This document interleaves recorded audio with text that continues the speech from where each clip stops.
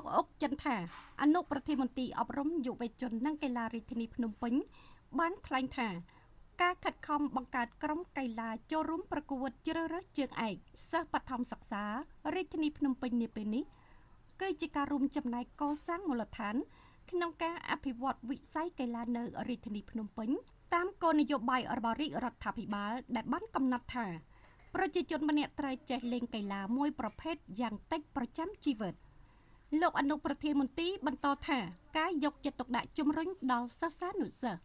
ឲ្យចូលរួមហ្វឹកហាត់និងលេងកីឡាទៅតាមប្រភេទដែលពួកគេចូលចិត្តគឺជាការចូលរួមកាត់បន្ថយនៅអំពើអបាយមុខ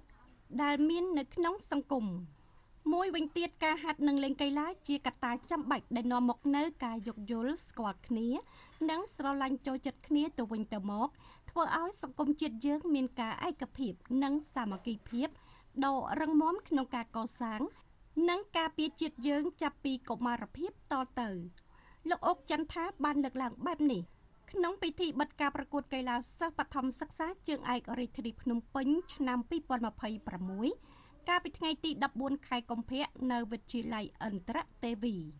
លោកបានកត់សម្គាល់ឃើញថានៅឆ្នាំនេះមានការយកចិត្តទុកដាក់និងចូលរួមច្រើនពីប្រធានការិយាល័យអប់រំនានាទូទាំងរាជធានីដែលនេះជាការខិតខំរបស់អង្គភាពនីមួយៗហើយក៏ជាការលើកទឹកចិត្តបន្ថែមទៀតដល់ថ្នាក់ដឹកនាំប្រតិភូកីឡានីមួយៗដែលមកចូលរួមប្រកួតផងដែរលោកបានគូបញ្ជាក់ទៀតថាការប្រកួតជ្រើសរើសជើងឯកនេះជាការផ្ដល់ឱកាសឲ្យសិស្សបានពង្រឹងសមត្ថភាពតាមប្រភេទកីឡាដែលពួកគេចូលចិត្តដើម្បីចូលរួមអភិវឌ្ឍវិស័យកីឡាស្របតាមយុទ្ធសាស្ត្ររបស់រាជរដ្ឋាភិបាលដែលកំពុងឈានឆ្ពោះទៅរកកម្រិតមួយឲ្យស្របនឹងការវិវត្តនិងរីកចម្រើនរបស់ប្រទេសជាតិទន្ទឹមគ្នានេះដែរកម្ពុជាកំពុងត្រៀមខ្លួនជាស្រេចក្នុងការធ្វើជាម្ចាស់ផ្ទះកីឡាយុវជនអាស៊ីឆ្នាំ2031នាពេលខាងមុខបើតាមរបាយការណ៍របស់លោកស្រីសេងប្រធានការិយាល័យកីឡានៃមន្ទីរអប់រំយុវជននិងកីឡារាជធានីភ្នំពេញបានបញ្ជាក់ថាការប្រកួតជើងឯកសិស្សបឋមសិក្សារាជធានីភ្នំពេញឆ្នាំសិក្សា2025-2026នេះ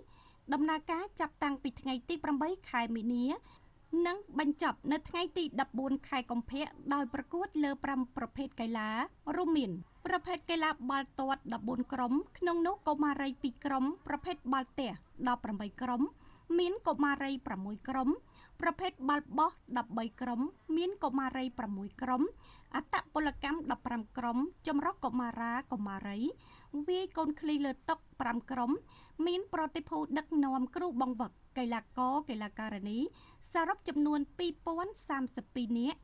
កុមារី242នាក់សូមជម្រាបជូនថាសម្រាប់លទ្ធផលលើប្រភេទបាល់ទាត់កុមារាលេខ1បានទៅក្រុមសាលាសុវណ្ណភូមិលេខ2សិស្សមកពីខណ្ឌកំពូលនិងលេខ3បានទៅខណ្ឌសែនសុខឯប្រភេទកីឡាបាល់ទះកុមារាលេខ1បានទៅក្រុមខណ្ឌពោធិ៍សែនជ័យលេខ2ក្រុមសាលា Golden Val និងលេខ3បានទៅក្រុមខណ្ឌបឹងកេងកងចំណែកជ័យលាភីលើប្រភេទកីឡាផ្សេងទៀតក៏ទទួលបានរង្វាន់ពីលេខ1ដល់លេខ3ផងដែរ